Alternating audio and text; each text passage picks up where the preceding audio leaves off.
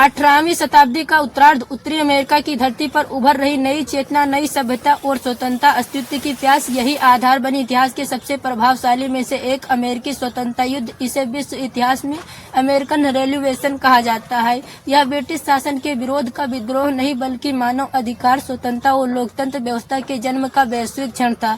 इस कहानी की शुरुआत होती है 1760 के दशक में, जब ब्रिटेन 7 वर्षों के युद्ध के बाद भारी आर्थिक दबाव झेला और अपने घाटे को पूरा करने के लिए अमेरिकी उपनिवेशों पर भारी कर लगाया।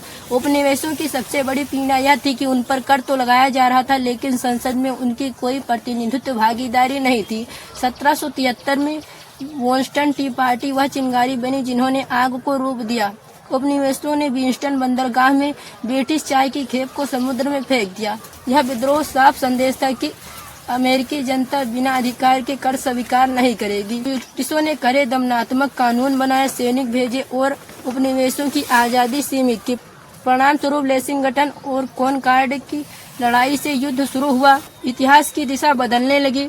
युद्ध का नेतृत्व उपनिवेशों की ओर से जॉर्ज वाशिंगटन ने संभाला, जो आगे चलकर अमेरिका के प्रथम राष्ट्रपति बने। दूसरी ओर ब्रिटेन दुनिया के सबसे शक्तिशाली सेना नौसेना के साथ, लेकिन अमेरिका के पास स्वदेश प्रेम, भूगोल अनुभव और आज़ादी की तीव्र इच्छा थी। 4 जुलाई 1776 का वह ऐतिहासिक दिन जब आज़ादी की घोषणा हुई, जिसे थॉमस जेफरसन ने लिखा।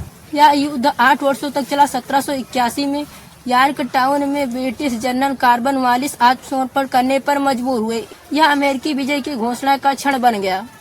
इस युद्ध ने हमें यह सिखाया कि एकता, मानव अधिकार और जनमन की शक्ति किसी साम्राज्य से बड़ी होती है।